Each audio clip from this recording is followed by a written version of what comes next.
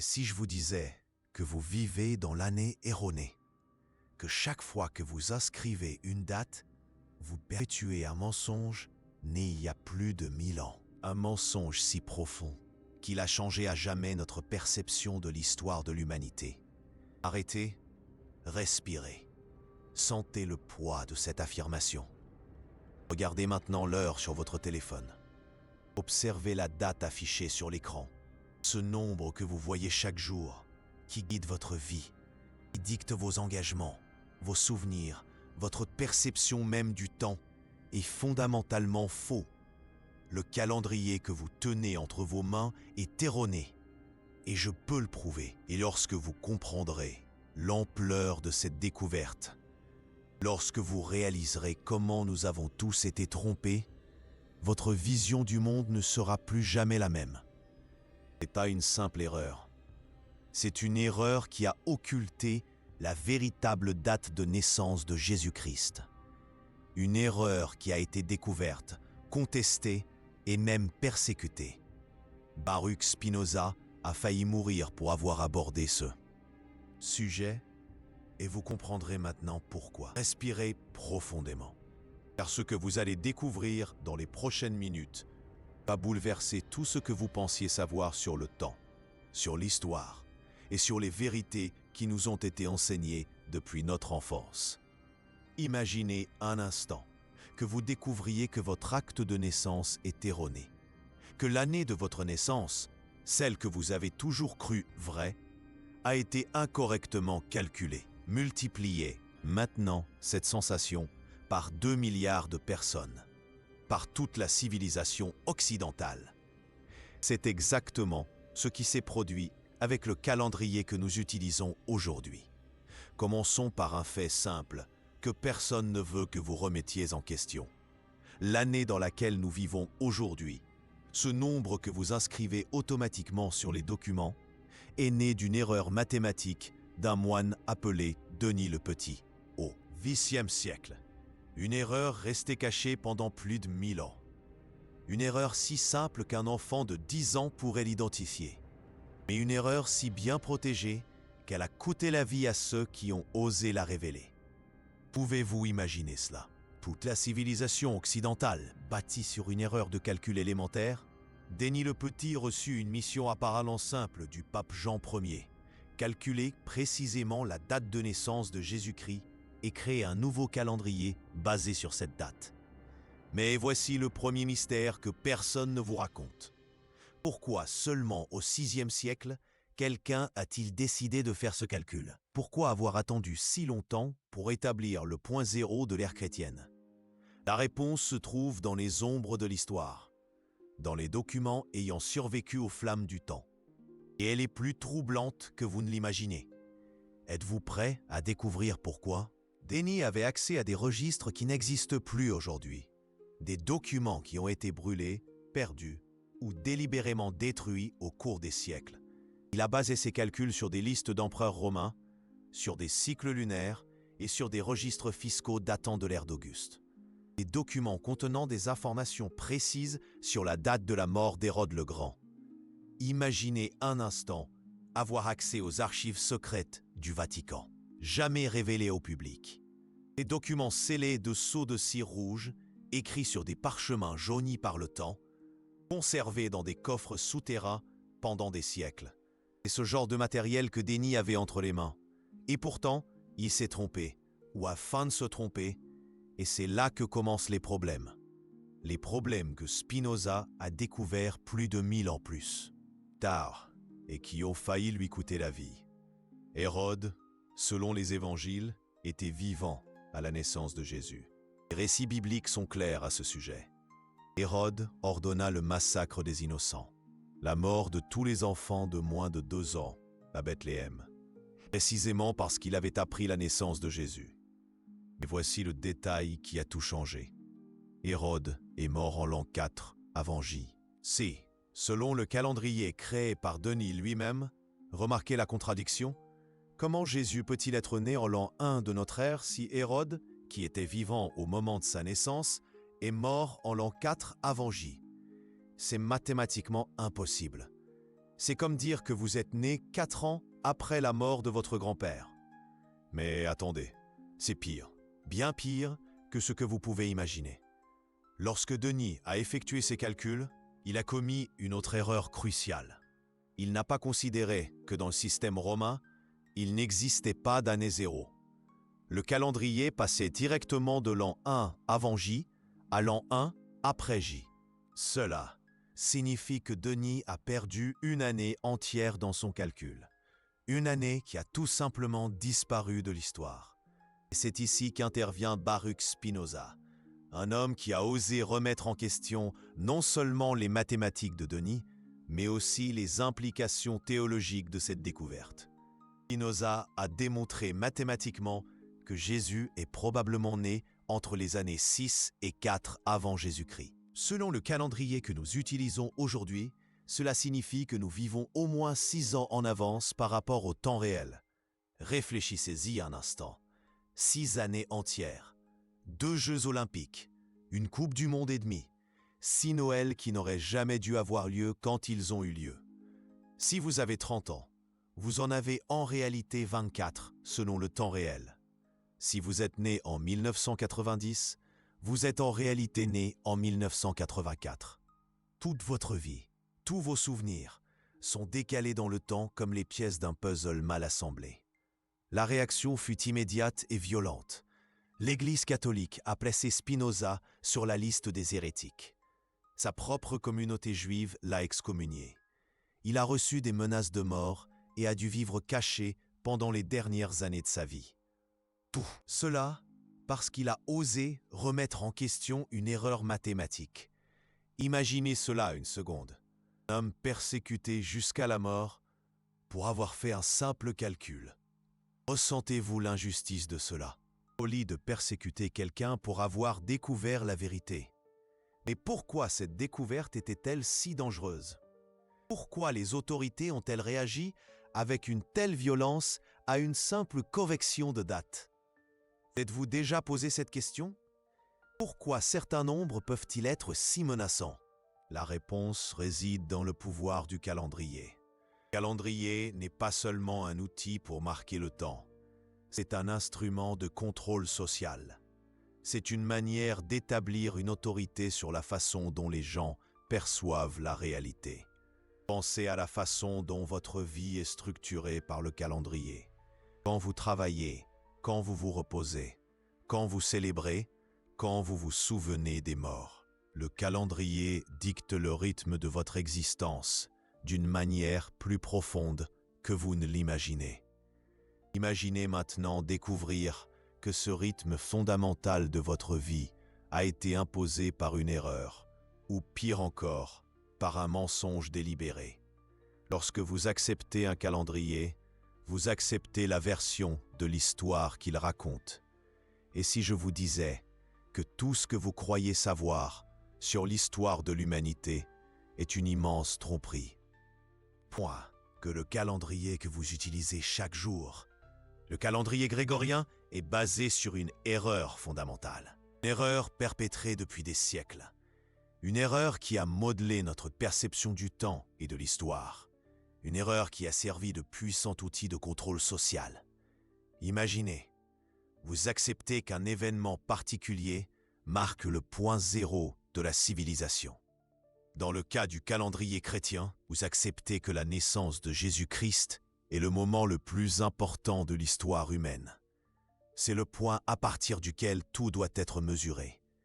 C'est comme accepter que votre vie a commencé non pas lorsque vous êtes né, mais lorsque quelqu'un de plus important a décidé qu'elle commençait. Maintenant, imaginez ce qui se passerait si les gens découvraient que ce point zéro est mal placé, que nous comptons le temps à partir d'une erreur, que toute notre perception de l'histoire doit être recalculée. La découverte de Spinoza a touché un point encore plus sensible. Il n'a pas seulement prouvé que la date était erronée, il a montré que l'erreur a été entretenue pendant des siècles, car la remettre en question signifiait remettre en question l'autorité de l'Église elle-même. Pensez-y un instant. Combien de fois dans votre vie vous arrêtez pour remettre en question le calendrier que vous utilisez? Probablement jamais. Nous acceptons simplement que 2024 signifie que 2024 années se sont écoulées depuis la naissance de Jésus. Nous acceptons sans questionner, sans enquêter, sans douter. Mais Spinoza a douté. Et ces doutes l'ont conduit à des découvertes qui ont ébranlé les fondements de la chronologie occidentale. Il a découvert, par exemple, que les registres historiques concernant le recensement romain mentionné dans l'évangile de Luc ne correspondent pas aux dates établies par Denis le Petit. Le recensement de Quirinius, qui aurait conduit Joseph et Marie à Bethléem, a eu lieu en l'an 6 après Jésus-Christ, selon le calendrier de Denis. Mais Jésus était déjà né selon le même calendrier. C'est comme si vous étiez enregistré au recensement avant de naître. Cela n'a aucun sens chronologique. À moins que les dates soient complètement erronées, Spinoza a également découvert quelque chose d'encore plus troublant. Il a trouvé des preuves que des scribes médiévaux, ceux qui étaient chargés de copier et de préserver les documents anciens, ont délibérément modifié certaines dates pour qu'elles correspondent au calendrier de Denis le Petit. Imaginez cela, des copistes médiévaux, des hommes qui avaient la responsabilité sacrée de préserver l'histoire, modifiant des documents historiques pour qu'ils ne contredisent pas le calendrier officiel de l'Église. C'est comme découvrir que des bibliothécaires réécrivent secrètement des livres pour que tous racontent la même version des faits. Une version qui convient à ceux qui sont au pouvoir. Et c'est ici que nous arrivons au point le plus choquant de la découverte de Spinoza. Il s'est rendu compte que l'erreur dans le calendrier n'était pas un accident. C'était un choix délibéré. Denis le Petit avait accès à suffisamment d'informations pour effectuer les calculs corrects. Il connaissait la date de la mort d'Hérode le Grand. Il connaissait les registres des recensements romains. Il savait qu'il y avait une discrépance dans les cycles lunaires. Il a choisi d'ignorer ces preuves. Pourquoi? Parce que la vraie date de la naissance de Jésus créerait des problèmes politiques et théologiques que l'Église n'était pas prête à affronter au VIe siècle. Si Jésus est réellement né entre 6 et 4 avant Jésus-Christ, cela signifie que le calendrier devrait commencer le compte plusieurs années auparavant. Cela signifie qu'au moment où Denis le Petit a effectué ses calculs, le monde chrétien aurait déjà dû être au 7e siècle et non au 6e.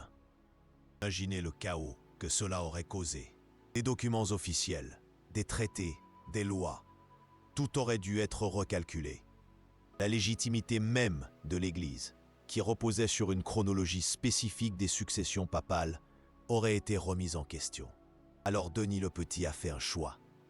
Il a choisi la stabilité politique plutôt que la précision historique. Il a choisi de maintenir le monde au VIe siècle, même en sachant que c'était mathématiquement incorrect. Ce choix nous a conduits jusqu'ici, vivant dans un mensonge temporel qui dure depuis plus de 1500 ans. Mais l'histoire est encore plus profonde, parce que Spinoza a découvert qu'il n'était pas le premier à remarquer cette erreur. Les documents qu'il a trouvés dans des archives privées suggéraient que d'autres érudits, au cours des siècles, avaient également constaté la divergence. Mais leurs découvertes ne sont jamais parvenues au public. Certains de ces érudits ont simplement disparu de l'histoire. D'autres ont vu leurs œuvres brûlées. D'autres ont été contraints de se rétracter publiquement de leurs conclusions. C'était comme s'il existait une conspiration silencieuse pour maintenir l'erreur de Denis le Petit intacte.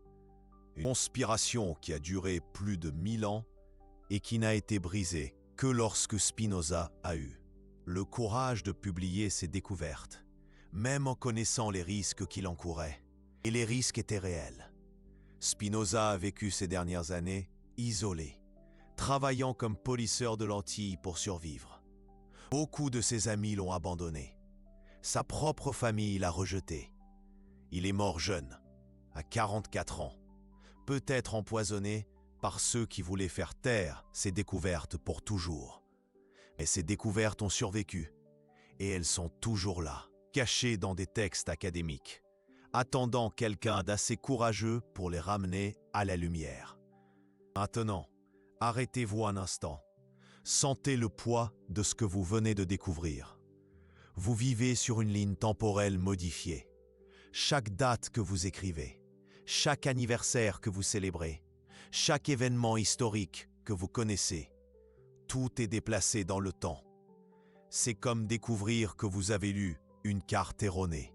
Toute votre vie, une carte qui vous montrait la bonne direction, mais avec toutes les distances mal indiquées. Et voici la partie la plus troublante de toutes. Si le calendrier est erroné en ce qui concerne la naissance de Jésus, qu'est-ce qui d'autre est erroné dans notre compréhension de l'histoire?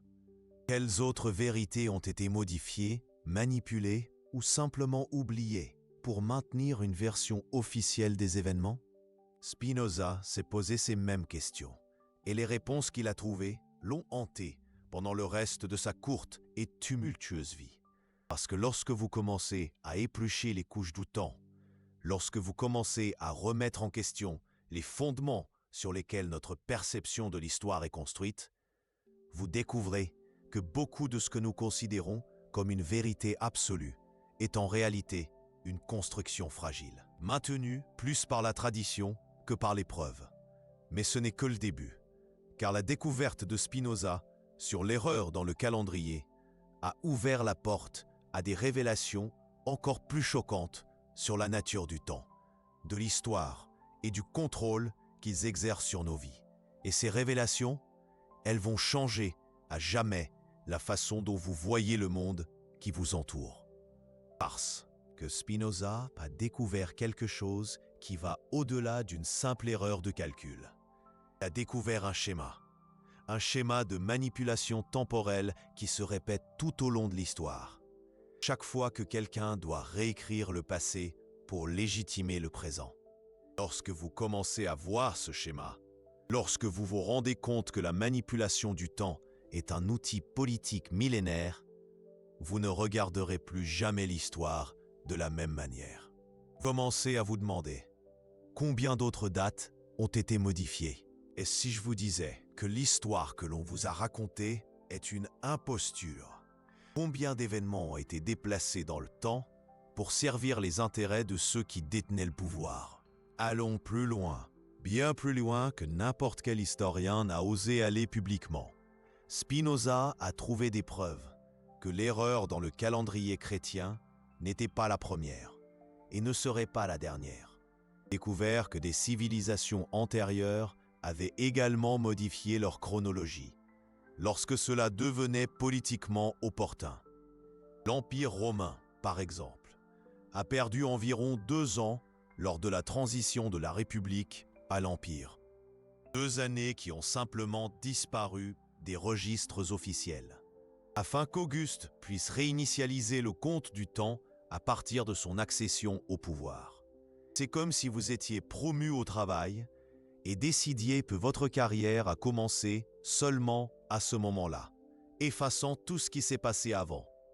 Mais ce n'est que le début, car Spinoza a perçu quelque chose de plus terrifiant encore. Il a réalisé que notre perception linéaire du temps est une construction artificielle et que cette construction est au service de quelque chose de bien plus grand que la simple commodité politique. Réfléchissons ensemble. Pourquoi avons-nous besoin d'un calendrier? Pourquoi l'humanité ressent-elle ce besoin obsessionnel de marquer, de compter et d'organiser le temps? La réponse n'est pas dans la praticité, elle est dans le contrôle. Imaginez essayer de contrôler un peuple qui n'a aucune notion fixe du temps. Impossible, n'est-ce pas? Comment fixer des engagements, imposer des délais, créer de l'urgence, établir une autorité sur des personnes qui vivent dans le flux naturel de l'existence? Le calendrier a été la première et la plus subtile forme d'esclavage mental jamais créée. Il emprisonne votre esprit dans une prison temporelle. dont vous ne vous rendez même pas compte de l'existence. Lorsque vous acceptez qu'aujourd'hui est mardi 15 octobre 2024, vous acceptez une version spécifique de la réalité. Une réalité où la naissance de Jésus est le point zéro de la civilisation. Une réalité où le temps avance toujours en ligne droite, sans possibilité de retour ou de correction. Mais vous êtes-vous déjà demandé pourquoi nous acceptons cette version spécifique de la réalité? Pourquoi ne remettons-nous pas en question le temps, comme nous remettons en question tout le reste? Et si je vous disais que cette perception linéaire du temps est complètement artificielle? Des cultures anciennes avaient des visions très différentes de la nature temporelle de l'existence. Spinoza a étudié des textes anciens qui ont survécu à la destruction systématique de bibliothèques au fil des siècles. Des textes qui montraient que des civilisations comme les Mayas, les Égyptiens et même certains groupes chrétiens primitifs comprenaient le temps de manière non linéaire. Pour eux, le temps était une roue qui tournait éternellement. Les événements se répétaient selon des schémas prévisibles. Le passé et le futur s'entremêlaient dans une danse infinie de possibilités. Imaginez comment serait votre vie si vous pensiez au temps de cette façon. Si vous saviez que les schémas du passé ont tendance à se répéter dans le futur. Si vous compreniez que chaque moment contient des échos de tous les autres moments. Cette perception cyclique du temps rendait les gens beaucoup plus difficiles à contrôler. Parce que si vous croyez que le temps est une roue, vous croyez aussi que les changements sont possibles, que les cycles peuvent être brisés, que le présent n'est pas une conséquence inévitable du passé, mais un choix constant entre des possibilités infinies.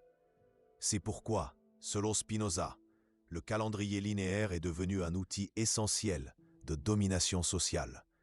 Il vous force à penser au temps comme une ligne droite qui va du passé vers le futur, vous n'étant qu'un point minuscule sur cette ligne, sans pouvoir modifier sa trajectoire. C'est à la fois génial et terrible, mais il y a plus, beaucoup plus. Spinoza a découvert que l'erreur dans le calendrier chrétien a créé une distorsion temporelle qui affecte notre perception de l'histoire de manière que nous n'imaginons même pas.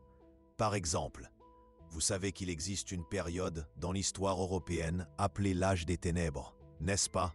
C'est une période d'environ 1000 ans, où étendument presque rien, un vide historique entre la chute de Rome et la Renaissance. Spinoza a trouvé des preuves. Au moins une partie de cet âge des ténèbres pourrait être une illusion créée par l'erreur chronologique de Denis le Petit. Le calendrier est erroné 7 ans par rapport à la naissance de Jésus. Cela signifie que tous les événements datés à partir de ce repère sont également décalés dans le temps. Et lorsque vous avez 1000 ans d'histoire avec des dates incorrectes, des événements qui se sont réellement produits en séquence peuvent apparaître comme s'ils s'étaient produits avec des siècles de différence. C'est comme si vous essayiez d'assembler un puzzle avec toutes les pièces numérotées incorrectement. Le résultat final peut sembler fouillis et incompréhensible, alors qu'il devrait former une image claire et cohérente. Cette découverte a terrorisé Spinoza, car elle suggérait que beaucoup de ce que nous considérons comme de l'histoire pourrait en réalité être une mosaïque chronologique, où des événements ont été cousus ensemble de manière artificielle, pour créer un récit qui sert les intérêts de ceux qui détiennent le pouvoir. Mais attendez, il y a un rebondissement ici, qui va secouer encore plus vos certitudes. Spinoza a réalisé que Jésus lui-même pourrait être né beaucoup plus tard que n'importe laquelle des dates proposées par les historiens. Et cette perception est née d'une découverte archéologique, qui a été rapidement supprimée par l'Église. 1663, 7 ans avant de publier son traité, Spinoza a eu accès à un document trouvé dans les fondations d'une église en ruine aux Pays-Bas. Un document datant du IIe siècle et contenant une liste de prophètes et de sages qui avaient visité la région. Imaginez la scène. Des ouvriers démolissant une ancienne église, des coups de marteau résonnant entre les pieds lorsqu'un cri soudain retentit. « Arrêtez ! Il y a quelque chose ici en dessous. Et là, enterré pendant des siècles, enveloppé dans un tissu huileux, préservé par le hasard, ou peut-être par le destin, un morceau de parchemin qui allait tout changer. L'un des noms sur la liste était Yeshua ben Yosef, de Judée, prédicateur de la nouvelle loi. La date à côté du nom? Année 73 de l'ère commune. Plus de 70 ans après la date traditionnellement acceptée pour la naissance de Jésus. Sentez l'impact de cela. Jésus n'est pas seulement né à une date différente, il a peut-être vécu à une époque complètement différente de l'histoire. Une époque où Jérusalem avait déjà été détruite, où le temple avait déjà brûlé, où le peuple juif vivait déjà dans la diaspora, dispersé dans le monde comme des feuilles au vent. Cela signifierait que Jésus a vécu pendant ou après la destruction de Jérusalem par les Romains en l'an 70. Une époque de chaos politique et de turbulences sociales qui offrirait le contexte parfait pour l'émergence d'un mouvement révolutionnaire basé sur l'amour, le pardon et la justice sociale. Spinoza est devenu obsédé par cette possibilité. Si je vous disais que l'année de naissance de Jésus-Christ est erronée, que toute la chronologie du christianisme primitif repose sur une imposture monumentale entretenue pendant des siècles. Imaginez si Jésus n'était pas né en l'an 1 après Jésus-Christ, comme nous l'avons toujours appris, mais plusieurs décennies plus tard. Toute notre perception du temps basculerait. Les évangiles, supposément écrits des décennies après la mort de Jésus, auraient pu être rédigés de son vivant ou peu après. Cela expliquerait la précision saisissante de nombreux détails historiques qui ont toujours intrigué les chercheurs. Troublant encore, cela signifierait que Jésus a grandi en voyant les horreurs de la guerre judéo-romaine, que son message de paix et d'amour n'est pas né d'une époque de relative stabilité, mais du trauma collectif d'un peuple qui avait tout perdu. Une image bien différente, n'est-ce pas? Jésus, non pas comme une figure mystique née dans une crèche dorée de contes de fées, mais comme un jeune homme ayant grandi parmi les réfugiés, ayant vu des familles détruites par la guerre, connaissant intimement la souffrance humaine, car il avait grandi au cœur même de cette souffrance. Un Jésus qui a vu les cendres de Jérusalem encore fumantes, qui a grandi en écoutant les histoires de parents morts à la guerre, qui a développé sa philosophie d'amour et de pardon, non pas comme des concepts abstraits, mais comme des besoins concrets de survie dans un monde dévasté. Pouvez-vous visualiser cela? Un Jésus traumatisé, mais non vaincu, forgé par la tragédie, mais choisissant l'espoir. Cette version de Jésus, le Jésus historique réel, serait bien plus radicale, bien plus dangereuse pour les structures de pouvoir que la version domestiquée qui a été construite au fil des siècles par la théologie officielle. Peut-être est-ce pour cela que la véritable chronologie a été cachée. Peut-être que l'erreur de Denis le Petit n'a pas été une erreur. Peut-être a-t-elle été une décision stratégique pour éloigner Jésus de la réalité politique brutale de son temps et le transformer en une figure plus acceptable, plus contrôlable. Un Jésus de conte de fées est beaucoup plus facile à gérer qu'un Jésus de chair et d'os, marqué par la guerre et l'injustice. Spinoza n'a jamais pu prouver cette théorie complètement. Le document qu'il avait trouvé a disparu mystérieusement des archives de l'église où il avait été découvert. Aucune copie n'a survécu. C'est comme s'il n'avait jamais existé. Trop commode pour être une coïncidence, n'est-ce pas? Mais Spinoza possédait une mémoire photographique. Il a réussi à reconstituer le document entier de mémoire et à inclure ses découvertes dans le traité qu'il a publié en 1670. La réaction a été encore plus violente qu'il ne l'attendait. Non seulement l'Église catholique l'a persécuté, mais les autorités protestantes l'ont également condamné. Même certains de ses collègues philosophes l'ont abandonné, par peur d'être associé à ses idées hérétiques. Car Spinoza ne remettait pas seulement en question des dates, il remettait en question toute la structure de pouvoir, qui dépendait de ces dates pour se légitimer. Si le calendrier est erroné, alors la succession papale peut être basée sur des chronologies fausses. Si Jésus a vécu à une époque différente, alors l'interprétation traditionnelle des évangiles peut être complètement erronée. Si l'histoire a été manipulée une fois, combien d'autres fois a-t-elle été manipulée sans que nous le sachions? Les questions sont dangereuses. Elles ébranlent les fondements sur lesquels notre civilisation a été construite. C'est pourquoi Spinoza a payé un prix si élevé pour les poser. Et voici quelque chose que peu de gens savent. Spinoza n'est pas mort amer ou vaincu. Dans ces dernières années, il a développé une théorie encore plus radicale sur la nature du temps et de l'histoire. Il a proposé que l'erreur dans le calendrier n'était ni un accident, ni une manipulation délibérée. Peut-être était-ce un symptôme de quelque chose de beaucoup plus profond dans la condition humaine. Spinoza croyait que les êtres humains ont un besoin psychologique profond d'organiser le temps d'une manière qui ait du sens avec leur croyance sur le sens de la vie. Nous ne pouvons pas simplement accepter que le temps s'écoule sans but. Nous avons besoin de repères, de points de référence, de moments qui rendent notre existence significative. La naissance de Jésus est devenue ce repère pour la civilisation occidentale. Non pas nécessairement parce qu'elle s'est produite à une date précise, mais parce qu'elle représentait l'idée que l'histoire humaine a un centre, un moment de transformation qui divise l'avant et l'après. Dans cette perspective, la date exacte devient moins importante que le symbole. Le calendrier chrétien fonctionne non pas parce qu'il est mathématiquement précis, mais parce qu'il offre un récit du temps qui donne un sens à l'expérience humaine.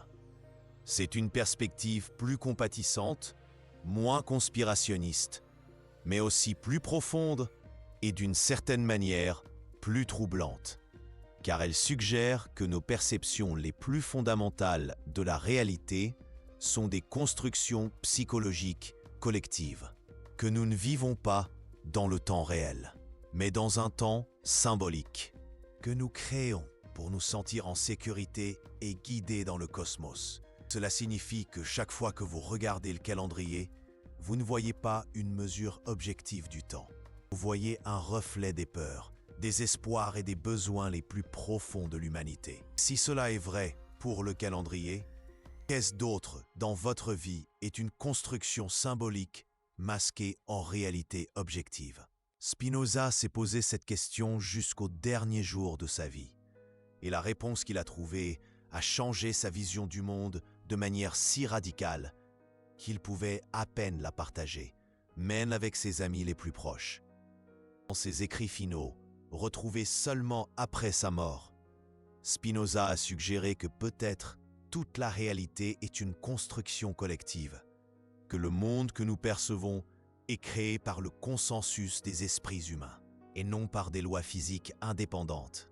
Si des millions de personnes croient qu'aujourd'hui est 2024, alors aujourd'hui est 2024, indépendamment des calculs mathématiques sur les naissances historiques. La réalité devient ce que la conscience collective détermine qu'elle est. C'est une idée vertigineuse, presque impossible à assimiler complètement, et peut-être est-ce pour cela que vous ressentez un frisson dans le dos en ce moment même. Mais cela a du sens du point de vue de Spinoza. Si le calendrier peut être modifié par un moine du VIe siècle, et que sa modification est acceptée par toute la civilisation pendant plus de 1000 ans, cela prouve que notre perception de la réalité est bien plus malléable que nous ne voulons l'admettre. Et si notre perception de la réalité est malléable, cela signifie qu'elle peut être modifiée à nouveau, que nous ne sommes pas prisonniers des constructions symboliques héritées du passé, que nous pouvons, collectivement, décider de vivre dans une version différente de la réalité.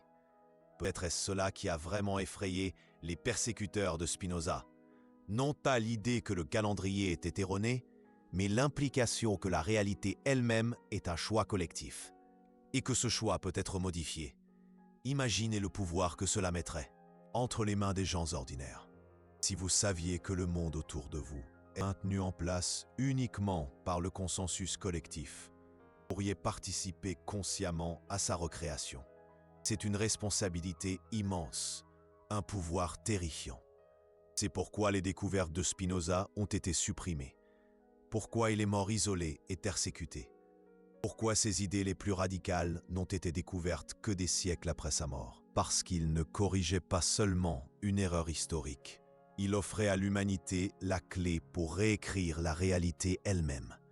Et maintenant, cette clé est entre vos mains. En sentez-vous le poids? Ressentez-vous la responsabilité que cela représente? Chaque fois que vous écrivez une date, vous participez à la création collective du temps. Chaque fois que vous acceptez une version officielle de l'histoire, vous votez pour maintenir une version particulière de la réalité en place. Mais vous pouvez aussi choisir de questionner, de douter, d'enquêter par vous-même, comme Spinoza l'a fait. Et lorsque vous faites ce choix, quelque chose d'intéressant se produit. Vous commencez à réaliser que beaucoup de ce que vous considériez comme fixe et immuable est en réalité fluide et négociable. Vous commencez à voir des fissures dans la matrice de la réalité, de petites incohérences qui ont toujours été là, mais que vous n'aviez jamais remarquées parce que vous étiez trop occupé à vivre dans le système pour le questionner de l'extérieur. C'est comme lorsque vous apprenez un nouveau mot et que vous commencez, soudainement, à l'entendre partout. C'est pas que le mot est apparu de nulle part, c'est que votre conscience s'est élargie pour l'inclure. Le calendrier entre vos mains n'est pas seulement un outil pour noter vos engagements. C'est une invitation constante à participer conscientement à la création de la réalité collective. La question que Spinoza nous a laissée est simple, mais révolutionnaire. Quel type de réalité voulez-vous aider à créer? Parce que maintenant, vous connaissez la vérité. Le temps n'est pas fixe. L'histoire n'est pas immuable. Le calendrier qui gouverne votre vie a été créé par des décisions humaines et peut être modifié par de nouvelles décisions humaines. Spinoza a payé un prix très élevé pour cette découverte. Il a été persécuté, rejeté et est mort prématurément. Mais ses idées ont survécu. Et maintenant, elles sont là, devant vous, attendant votre décision. Continuerez-vous à vivre dans le temps que les autres ont créé pour vous?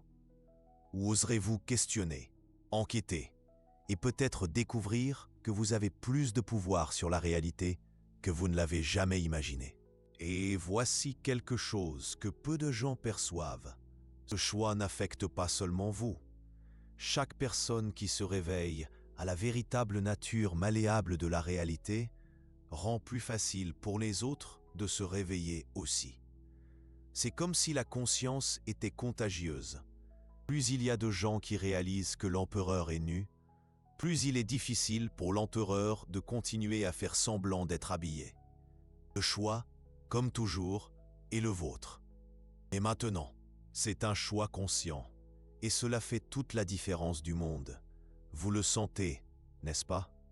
Cette sensation que quelque chose a changé en vous au cours des dernières minutes. Il est impossible d'ignorer ce que vous venez de découvrir. Il est impossible de revenir à l'innocence d'avant. Une fois que vous voyez les ficelles qui soutiennent le décor, vous ne pouvez plus faire semblant que le décor est réel. Parce que lorsque vous réalisez que vous participez à la création de la réalité, vous réalisez aussi que vous pouvez modifier votre participation. Et lorsque vous modifiez votre participation, vous modifiez la réalité pour tous. C'est le véritable héritage de Spinoza. Non seulement la découverte que le calendrier est erroné, mais la révélation que nous, collectivement, avons le pouvoir de le corriger, et de corriger bien plus que cela. Le pouvoir de réécrire non seulement le temps, mais toute notre expérience d'exister dans ce monde. Imaginez ce que ce serait que de vous réveiller demain en sachant que vous avez le pouvoir d'influencer la réalité collective simplement en modifiant votre propre perception de celle-ci. Chaque pensée, chaque croyance, chaque acceptation ou remise en question contribue au tissu de la réalité partagée. À la fois effrayant et libérateur, n'est-ce pas? L'avenir est ouvert. Le passé est négociable. Et le présent est votre choix conscient à chaque instant. La question qui reste est, êtes-vous prêt pour cette responsabilité? Parce qu'une fois que vous acceptez cette responsabilité, une fois que vous réalisez que vous avez toujours eu ce pouvoir, il est impossible de faire semblant de ne pas le savoir. Il est impossible de retourner à l'aveuglement confortable de l'ignorance. Vous devenez, que vous le vouliez ou non, un co-créateur conscient de la réalité. Bienvenue dans le monde réel. Le monde où vous découvrez que vous avez toujours eu plus de pouvoir que vous ne l'imaginiez. Et maintenant que vous le savez, que ferez-vous de ce pouvoir ?